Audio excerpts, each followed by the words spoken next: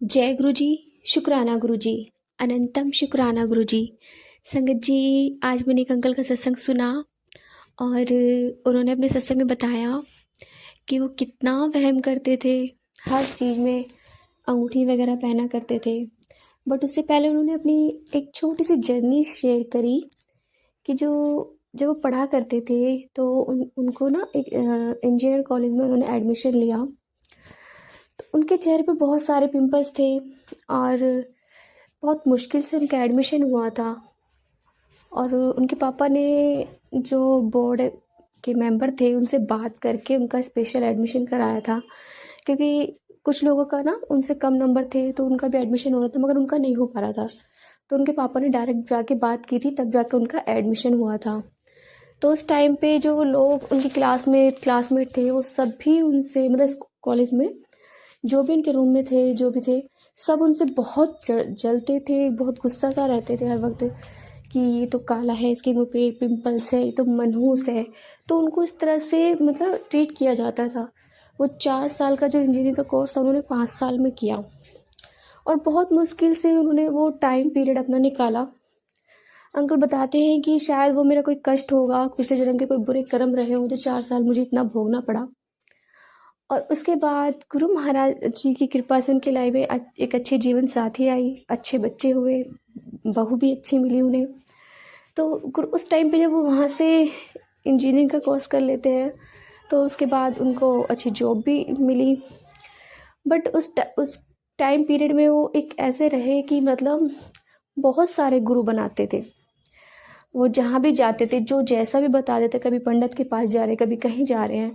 और उन्हें बहुत क्यूरियोसिटी होती थी अपनी लाइफ के बारे में जानने के लिए कि मतलब देखो, बिना कुछ बताए सामने से कोई आपकी लाइफ के बारे में बता रहा है तो उन्हें बहुत अच्छा लगता था। चाहे उसके लिए उन्हें कितना ही पैसा खर्च करना पड़े, वो ज़रूर जाते थे। हर जगह जाते रहते थे, न जाने कितने गुरु बनाए उन्होंने। लेकिन एक होती ना, मन को शांति नहीं मिलती थी।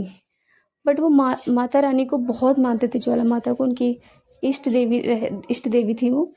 तो उनको बहुत मानते थे, बहुत प्यार करते थे अपनी माता रानी को, बहुत ज़्यादा। हर चीज़ में सबसे पहले वो अपनी माता रानी को पूछते थे।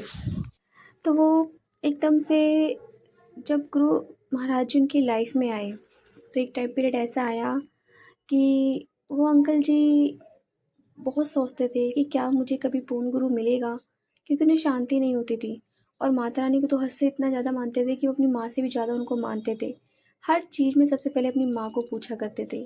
माता रानी ने हर वक्त उन्हें अपने बच्चे की तरह रखा और उनकी हर मनोकामना को पूर्ण किया। समय समय पर जब भी उन्हें ज़रूरत पड़ी माता रानी ने हमेशा उनका साथ दिया, हर चीज़ उनको दी, उनको ब्लेस किया। तो एक टाइम ऐसा आया कि वो गुरु बनाते बनाते थक गए, उनको समझ में नहीं आता वो करे क्या। तो माता रानी के दरबार में जाते हैं, 3 दिन के लिए जाते हैं। और वहाँ पे उनको बहुत इच्छा होती थी कि मैं माता रानी को अपने हाथों से भोग लगाऊं। बहुत प्यार से, बहुत मन रहता था उनका।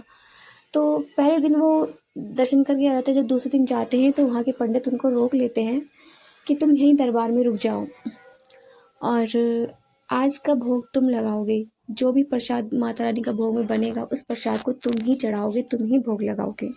चाहे वो छोटी चीज़ हो चाहे बड़ी चीज़ हो, जो भी होगा उसे तुम ही करोगे। तो वो सब कुछ वो भोग लगाते हैं और पंडित जी कहते हैं कि आज जो तुम्हें मांगना है वो मांग लो। तो कहते हैं कि मैं माँ से क्या मांगूँ, माँ तो मेरी अपनी ही है, मैं माँ से क्या मांगूँ, जो होगा माता रानी खुद कर देंगी।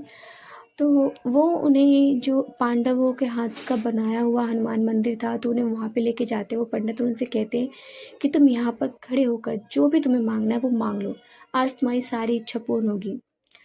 तो माता रानी के दरबार में भी यही कहते हैं खड़े खड़े कि क्या मुझे पूर्ण गुरु मिलेगा या माता रानी मैं ऐसे ही चला जाऊँगा।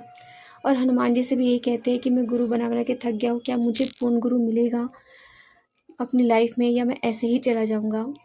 और बस वो कहते हैं इतना और अपने घर आ जाते हैं। उसके बाद दर्शन कर कर आके अपना 3 दिन का ट्रिप पूरा करके और फिर उनके फ़ोन में एकदम से अचानक से गुरु महाराज जी का स्वरूप आ जाता है।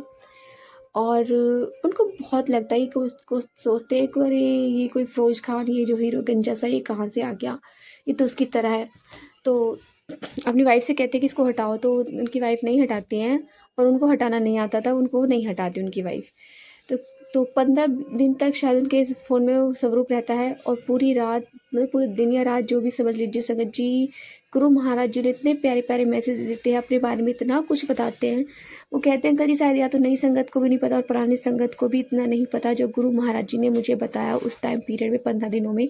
और मैं रातों को उछलता था, बहुत खुश होता था कि मुझे पूर्ण गुरु मिल गए, मुझे मेरे गुरु महाराज मिल गए जिनकी शरण में मुझे रहना है। तो उनके फैमिली मेम्बर भी ये कहते थे, अरे ये तो हर दूसरे दिन गुरु बदलता रहता है, इसका तो पता ही नहीं चलता क्या करता है क्या नहीं करता है। तो एक बार उनके एक वो आते हैं कज़न और उनके समधी आते हैं उनके साथ में, उन्हें वो खाने पर बुलाते हैं।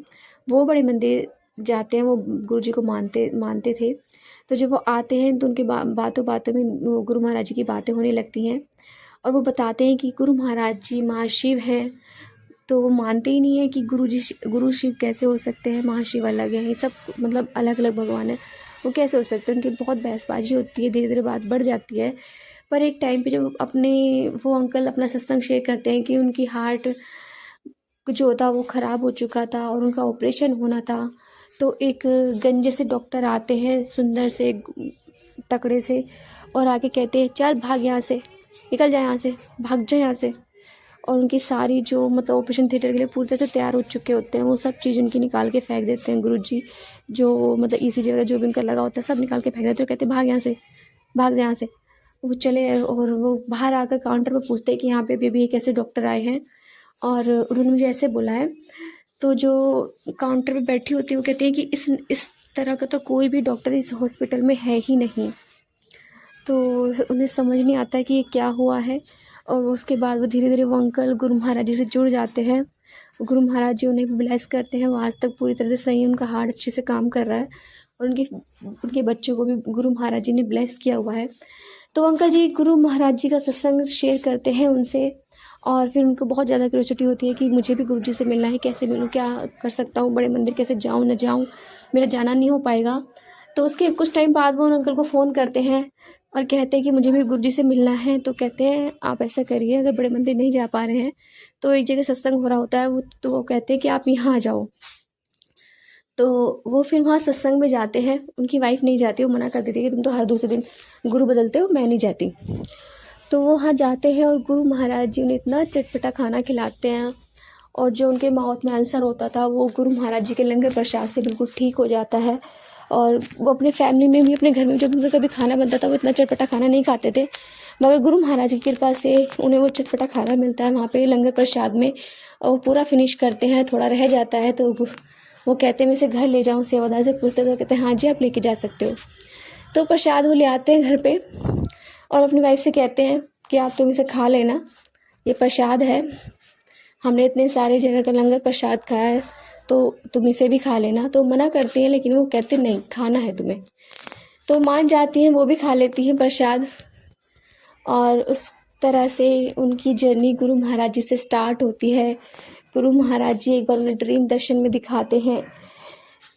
सबसे पहले उन्हें माता रानी के रूप में दर्शन देते हैं, फिर हनुमान जी रूप में दर्शन देते हैं, और फिर भोले रूप में दर्शन देते हैं, और ऑल इन वन वो अपना 3-1 वाला वो सब रूप दिखाते हैं जो बड़े मंदिर में है। और कहते हैं गुरु महाराज जी इंग्लिश में कि ऑल इन वन, सब रूपों में मैं ही हूँ, मैं ही विराजमान हूँ। वो इतने खुश हो जाते हैं कि गुरु महाराज जी मतलब उन्हें दर्शन दे रहे हैं और मतलब जो सब कुछ सारे वहमों से उन्हें बाहर निकाल रहे, क्योंकि वो बहुत अंगूठियाँ पहनते थे, वो बहुत पंडों के पास जाते थे। तो वो धीरे धीरे उनके गुरु महाराज ने वो अंगूठियाँ ख़त्म कराई बहुत। और उसके बाद गुरु महाराज जी ने उन्हें हर एक वहम से दूर कराया। उसके बाद उन्हें गुरु महाराज जी लंगर प्रसाद बताते हैं कि नवरात्रों में सत्संग होना है और मेरे प्रसाद में ये बनेगा, और कढ़ी बनेगी, पीली रोटी बनेगी। और उसके बाद वो एक अंकल को, सेवादार को वो काम सौंपते हैं कि आपको लंगर प्रसाद बनाना है। और तो वो कहते हैं कि गुरु महाराज जी का प्रसाद है तो इसमें लहसुन प्याज जरूर डलेगा। तो उनकी बहसबाजी हो जाती है कि नहीं लहसुन प्याज नहीं डलेगा, नवरात्रे चल रहे हैं। तो कहते नहीं, गुरु महाराज जी के प्रसाद में डलेगा ही डलेगा लहसुन प्याज। तो कहते ठीक है, जैसा आपको करना है, जैसे गुरु जी महाराज जी चाहे वैसा आप करो। तो फैमिली में थोड़ी नोकझोंक होती है, जो इंसान इतने टाइम से परहेज कर रहा है हर चीज़ का, लहसुन प्याज का, और एकदम से नवरात्रों में लहसुन प्याज डले तो हर इंसान थोड़ा सोचता है। मगर गुरु महाराज जी ने उन्हें उन नवरात्रों में इस वहम से भी बाहर निकाला कि लहसुन प्याज नहीं खा सकते। और तो इस तरह से वो गुरु महाराज जी अपना भोग बनवाते हैं, लंगर प्रसाद बनवाते हैं उनके घर में। गुरु महाराज जी अपना सत्संग करवाते हैं और सत्संग बहुत अच्छे से होता है। तो उसके बाद उनकी वाइफ भी जुड़ जाती है, उनकी फैमिली में सब बच्चे गुरु महाराज जी से जुड़ जाते हैं। और उनकी लाइफ में होता है हर इंसान का कि गुरु बिन घोर अंधेरा, गुरु बिन समझ ना आए। संगत जी, इस वाक्य में ही गुरु के बिना आपकी लाइफ अधूरी है, बेरंग है। गुरु हमेशा रास्ता दिखाते हैं और गुरु ही हमें सही राह पर चलना भी सिखाते हैं। हमारे जो कुछ काम अटके रह जाते हैं, गुरु महाराज की कृपा से वो पूरे हो जाते हैं, वो सही रास्ते पर दिखाते हैं। संगत जी, गुरु महाराज जी हमें वो चीज़ बताते हैं जो हमको पता तक नहीं होती है और हम इधर उधर भटकते रहते हैं। तो शुक्राना है गुरु महाराज जी का। आज गुरु महाराज जी ने मुझे एक सत्संग इसलिए सुनवाया और शेयर भी शायद इसलिए करवा रहे हैं कि सच में गुरु बिन घोर अंधेरा, गुरु बिन समझ ना आए। क्योंकि जब मैं सत्संग सुन रही थी मेरे दिमाग में यही गुरु जी के शब्द एकदम से अपने दिमाग में आ गए।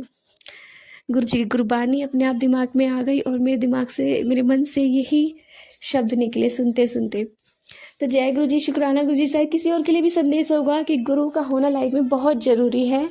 जय गुरु जी, शुक्राना गुरु जी। संगत जी, यदि आपको सत्संग अच्छा लगा हो तो प्लीज़ हमारे चैनल को लाइक कीजिए, सब्सक्राइब कीजिए, बेल आइकन को प्रेस कर दीजिए ताकि नए सत्संग की जानकारी आपको जल्द से जल्द मिल सके। संगत जी, यदि आप भी अपना सत्संग शेयर करना चाहते हैं तो आप हमें हमारे व्हाट्सएप नंबर पर लिखकर भेज सकते हैं, रिकॉर्ड कर भेज सकते हैं। आपके सत्संग भी और संगत के साथ शेयर किए जाएंगे। जय गुरु जी, शुक्राना गुरु जी।